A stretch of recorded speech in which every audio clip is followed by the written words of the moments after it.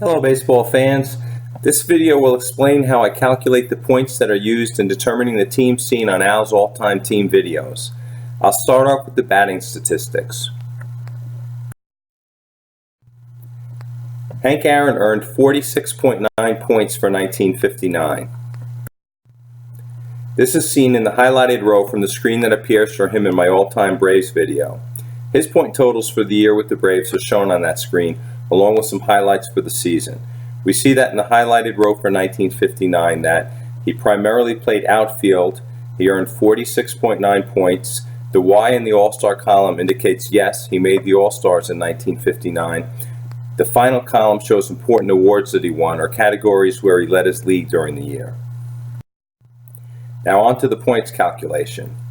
I've been calculating and updating my all-time teams for years, since way before the recent emphasis on baseball analytics, so the statistics that I use are far more basic than what's now widely available.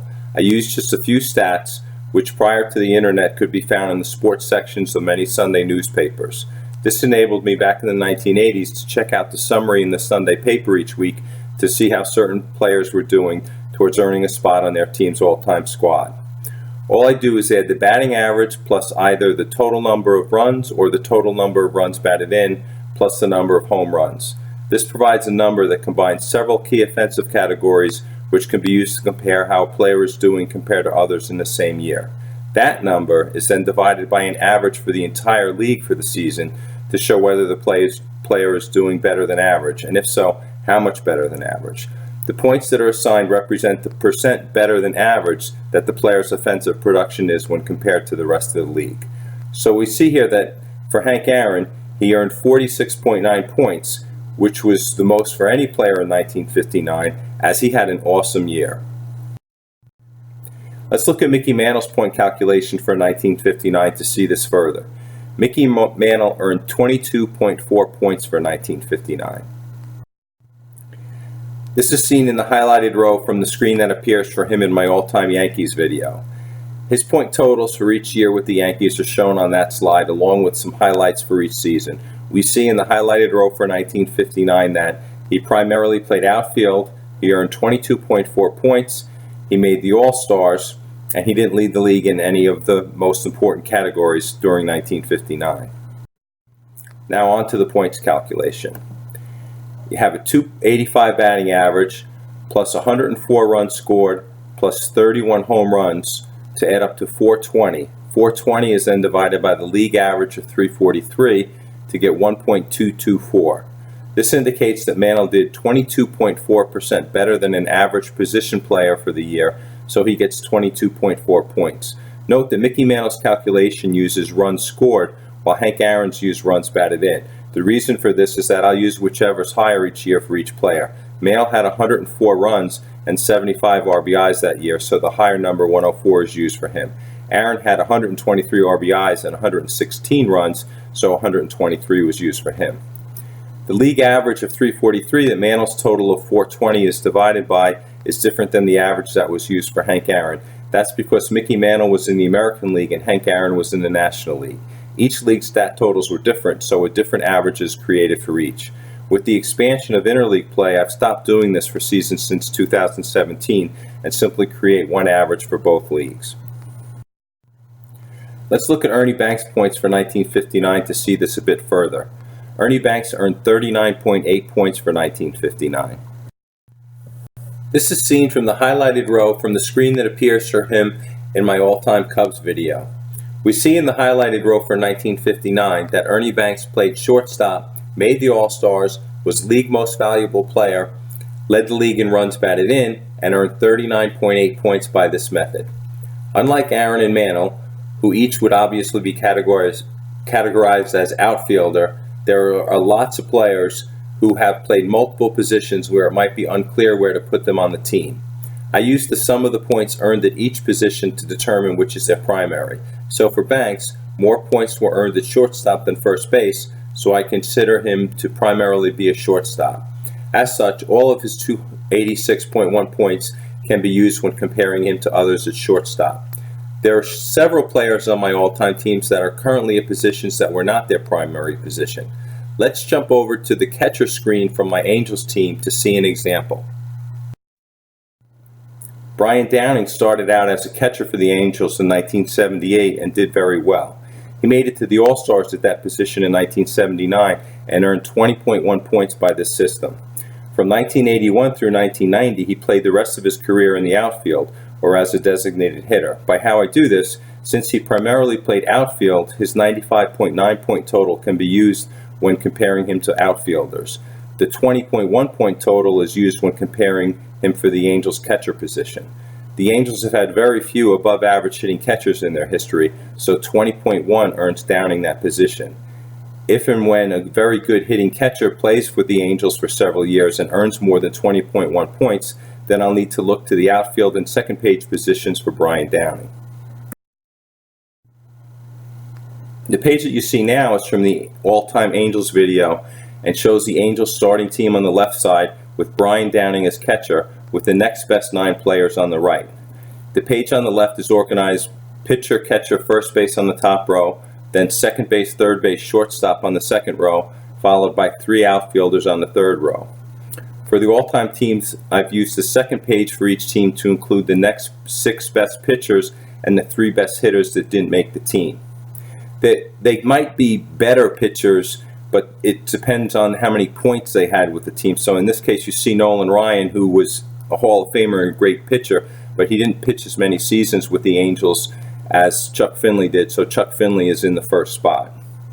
Mike Trout, Garrett Anderson, and Vladimir Guerrero have each earned more points as outfielders for the Angels than Brian Downing, so there will not be a spot for him in the starting outfield slots if when he loses his catcher position. His 95.9 point total is higher than that of both Rod Carew and Chili Davis, who are on the bottom row of the page on the right. So if a catcher earns more points than Downing's catcher total, then that player will replace him as catcher, and Downing will move into Rod Carew's spot, with Carew's card being moved over into Chili Davis's spot, who would then no longer be on the all-time team. Let's go back to Ernie Banks. So for Ernie Banks' 1959 calculation, he has a .304 batting average, plus 143 runs batted in, plus 45 home runs. This adds to 492. 492 is then divided by the league average of 352 to get 1.3977, which multiplied by 1,000 and rounded provides a point total of 39.8. This indicates that Banks did 39.8% better than the average position player for the year, so he gets 39.8 points. Now you might be thinking, a lot of credit's given here for batting average, and you would be correct. A primary objective of a batter is not to make out. Baseball is different than most sports because there's no time constraint. It's not like you have to score as many runs as possible within 60 minutes. There's 3 outs in an inning in a 9-inning game, so you have 27 outs to use up, regardless of time. Since batting average is a ratio of how many hits you get to how many outs you make, it's a key statistic as it shows your ability to not make an out. I use batting average as opposed to on-base percentage for my all-time teams because the batting average is most often referenced and has always been widely available to see in publications that I use to find stats. Even now, when a batter comes up to the plate during a TV broadcast, the stats most stations show are batting average, home runs, and RBIs. So you can immediately add up these numbers to get an idea of how the player is doing by this method. The purpose of the point system is to have an objective way to see who the best player is for each position. Points are earned by doing better than the season average for the league. To enable this, you have to determine what will be considered average for the league for each season. For hitters, I've calculated a number, I'll call it an index, for each league for each season that combines the several key batting statistics. This number represents the average performance of an average player. The league indices are calculated by taking the league totals for runs and home runs at the end of the year and then dividing them by the number of teams in the league and then by 9, since there are 9 players at a time in the lineup. So the performance of a full-time player should be 1/9 the average total per team if he is averaged. The page on the left shows these indices from 1901 through 1989. You can see that they vary widely from season to season. I put a box around this number for 1959 American League, which is towards the center of the page, to help you see it. This 343 shown on the paper on the left is the index that we've seen for Mickey Mantle's point calculations for 1959. The next screen puts the two together. On the left side, you see how the index was created for 1959, and on the right side, you see how it's used for the calculation for Mickey Mantle's points for the season. The league index is calculated by adding the league batting average to the average number of home runs and runs for a starting player during the season. For 1959, this was a .253 batting average plus 15 home runs plus 75 runs to equal a .343 index. Mickey Mantle's total for these stats was .420, which is 22.4% better than the index of .343, so he got 22.4 points. Runs are always used in the league index calculation instead of RBIs because all runs scored are counted in the league totals, but some runs that aren't earned don't get included in league RBI totals, so the league RBI total is always lower than the run total. I calculate these numbers on a worksheet each year for each player at the end of the season. At one point I went back and did it for past years. Now I just do it for the current year and at the end of the season. I use a computer for team calculations, but I enjoy first doing this with the year-end stats and then seeing who got the most points. I then add the players who seem close to making each team to a worksheet on the computer for each team. This is what the worksheet looks like through 2018 for the Rockies. After the end of the 2019 season, I'll update this for all teams and then update the baseball cards to reflect any changes for each team. Now let's move on to pitching. Don't worry, pitching will take less time than batting did. For pitchers, the main statistic that I use is earned run average, which is referred to as ERA. This statistic is the number of earned runs that a pitcher allows in a full game. Since a full game is 9 innings, ERA equals the number of runs that the pitcher allows for every 9 innings that they pitch. Earned runs don't include runs that occur as a result of errors made in the field. We see that in 1959, Whitey Ford allowed 3.04 runs per 9 innings, while the league average for the season was 3.86. So Whitey Ford did better than average and he'll get points. If his ERA was higher than average, then I would just stop here. I don't calculate and subtract negative points from worse than average seasons. The other important statistic that goes into the points calculation for pitchers is innings pitched. The pitcher's main objective is to get outs without letting up runs. The more outs a pitcher can get while allowing the least amount of runs possible, the better. Number of innings pitched is a way to measure how many outs a pitcher gets. So you see there are 3 numbers that go into the points calculations for pitchers: the league ERA, the player's ERA, the number of innings pitched in the season. The points earned will be based on the number of innings pitched multiplied by the difference between the league ERA and the individual pitcher's ERA. The actual calculation is as follows. First, subtract the player's ERA from the league ERA. If the player's ERA is higher, then stop. He doesn't get any points for the season. The difference between the league ERA of 1959 of 3.86 and Whitey Ford's 1959 ERA of 3.04 is 0.82. Second step, to account for how much he pitched, multiply the calculated difference of 0.82 by the number of innings he pitched in 1959, which was 204. The result of that calculation is 167.28. The third and final step is to divide the product of the innings pitched and the ERA difference by 9. This is necessary because the earned run average is based on runs earned per 9 innings. So to get a meaningful number, the 9 needs to be divided back out. The resulting number, which here we see was 18.6 for Whitey Ford in 1959, is equivalent to how many runs the Yankees benefited by having Whitey Ford pitching rather than having someone else pitching at the league average ERA, which for 1959 was 3.86 in the American League.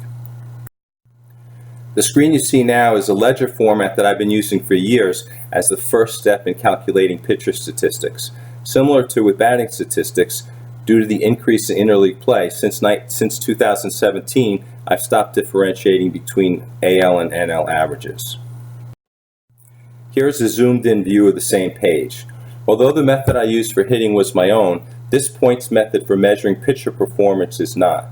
Years ago, when I first started to try to come up with a good statistical way to measure pitcher performance, I played around with formulas involving combinations of strikeouts, ERA, and wins and/or the difference between wins and losses. I read a couple books by John Thorne and Pete Palmer in the 80s which described many statistics. They both may still be in print. One was called The Hidden Game of Baseball and the other was called Total Baseball. They described a stat called pitcher runs, which is what I use. It is intended to show how many runs the team benefited over the season through a pitcher with a better than average ERA. I'm not sure whether those authors came up with this stat, but I learned of it through their books. I've used their basic calculation through the decades as I see it as the most meaningful pitching statistic. Wins and losses are partially contingent on the rest of the team, and strikeouts are not needed if you always get batters out some other way, such as through pop-ups or ground outs. What really matters is getting outs without allowing runs, and combining ERA with innings pitched clearly shows how well a pitcher does that. I've modified my pitcher runs slightly in recent years to use relief pitcher ERA for relief pitchers, as that number is widely available through many sources, and I've noticed that relief pitcher ERA is usually lower than starting pitcher ERA. I believe that the reference authors also mention that in their books, and then sometimes called things like relief runs. I've also limited my numbers to only include pitchers who have pitched in at least 25 games or 50 innings per year. As you can see from the worksheet, with the increased use of relief pitchers, there are now so many pitchers to consider, all of these with better than average ERAs, that they don't fit on the page anymore like they used to. I don't include pitchers with limited action, similar to not including batters that have a limited number of at-bats. The screen that you see now is Whitey Ford's page for my all-time Yankee team video. I'm just showing it so you can see where and how his 18.6 points for 1959 fit in with the rest of his career. 18.6 can be seen in the highlighted row. He made the All-Stars that year, but didn't lead in any major categories.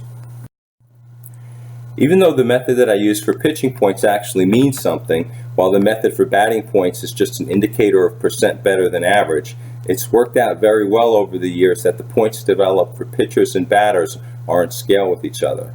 Either way, getting 10 points in a season is doing very well, and getting 40 points is awesome. Remarkably, Hank Aaron, the batter with the highest career points total earned so far, has 658.8 points, and Roger Clemens, the pitcher with the most career points earned so far, has 659.3 points. So while the pitcher and batter calculations are very different, totals are similar and it works. The page you see includes players with the most points earned by the methods I use.